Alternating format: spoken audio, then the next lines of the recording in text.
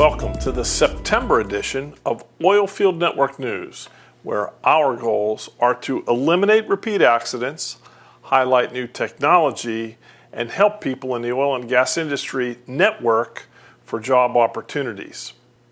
On eliminating repeat accidents, we talked about a report previously on lessons learned from the Deepwater Horizon incident.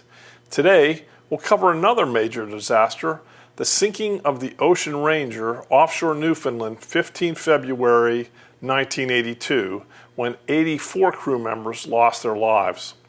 One of the root causes of this accident was insufficient training of the crew responsible for ballast control, and when one of the glass porthole windows broke and took on seawater, a slow response caused the rig to capsize and sink. As new young oilfield workers take on critical positions, it's essential that they are trained in similar emergency situations. Also, workers new to a rig or location should know exactly what to do in case of unplanned events. We reviewed teaching new crew members not to jump into a closed tank or hole to make a rescue without proper PPE. One thing we did with my crew offshore was ask, hey, if all the lights went out, what are the turns you'd make to get to the closest exit and lifeboat? Talking through emergency situations and reviewing past disasters, especially with less experienced crew members, will save lives. On the technology front, let's learn from history there too, thanks to books I'd recommend from Pulitzer Prize winner Daniel Yergin, who wrote several, including The Quest and The New Map, which I've just finished. He talks about technology advances keeping energy plentiful and low cost, including perfecting slickwater fracking by George P. Mitchell's manager, Nick Steinsberger, who fracked the well S.H. Griffin No. 4, unlike others tried in fracking shale, continued to produce gas. This, along with Devon Energy's advances in horizontal drilling, changed the game for the petroleum industry, opening vast new opportunities in shale reservoirs.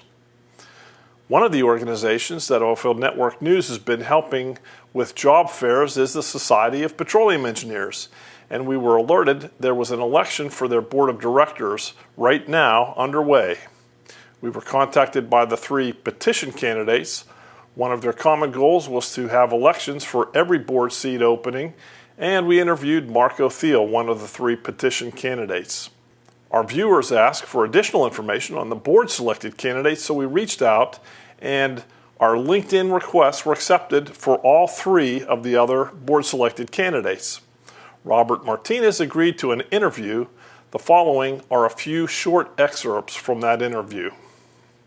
So welcome to Oilfield Network News. Robert, thanks for joining us today. I guess the first question is, why would you like to be on the SPE Board of Directors? Well, Phil, thank you, first of all, for having me. I'm pretty excited to be able to come on and be able to tell you a little bit about my background and what I bring to the table, so I appreciate that. What I want to do, is give you a little bit of background. In my 25-year career, I've seen a couple of things, some downturns, some booms, some busts, you name it. I started at the bottom in the field with a CDL driving a truck, working as a wireline field hand, where I got my hands dirty. And I moved up to the position that I have today. I've never asked anyone to do something I wouldn't do. I'm a big proponent of leading by example. I have a lot of experience in production, drilling, reservoir, unconventional, shale, EOR, midstream management. I also serve on a variety of philanthropic boards, industry-based boards, and educational advocacy groups. I'm from the region that I'd be representing. I've served at the local Dallas section for a number of years since I've moved to Dallas. Between chairperson to now, I'm currently the membership chair for the second year in a row. I understand the local and regional governance structure and member needs because I've been actively involved as a volunteer for the section. So I feel that this is the next logical step in my service to SPE, which has done so much for me in my career. If you were elected, what would your goals be to move forward? Like you said, we've had some challenging times, ups and downs. I think that's going to continue. What do you see yourself doing on the board of directors? So, our industry and SP is facing a lot of headwinds today. We're losing the battle of public opinion in the media and quite honestly losing the battle in the classroom as well. With renewables gaining traction, we're also losing a little bit of market share as a majority energy provider for the world's energy needs.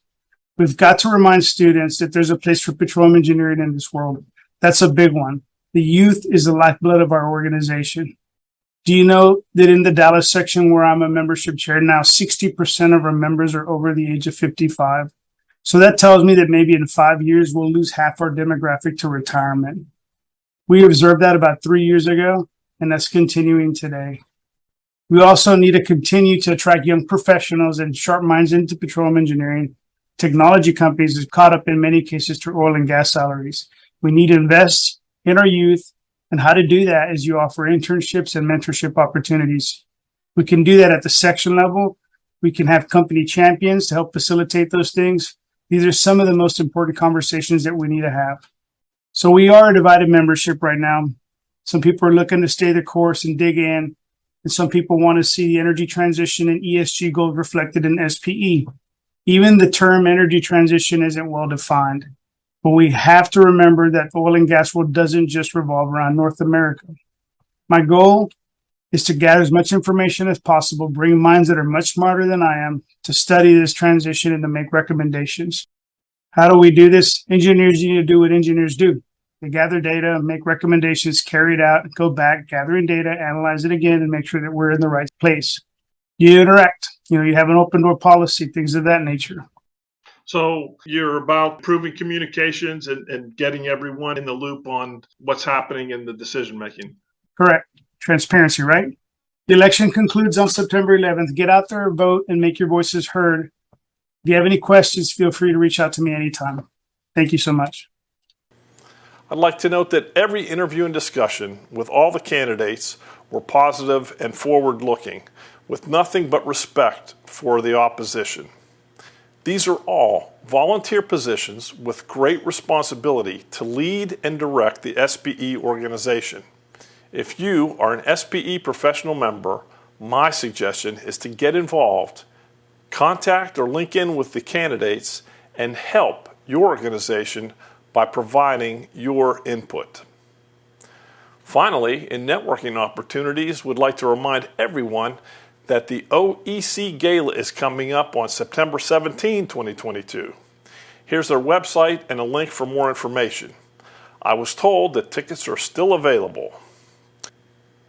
In closing, please continue to review past incidents to avoid repeat accidents and have a safe September.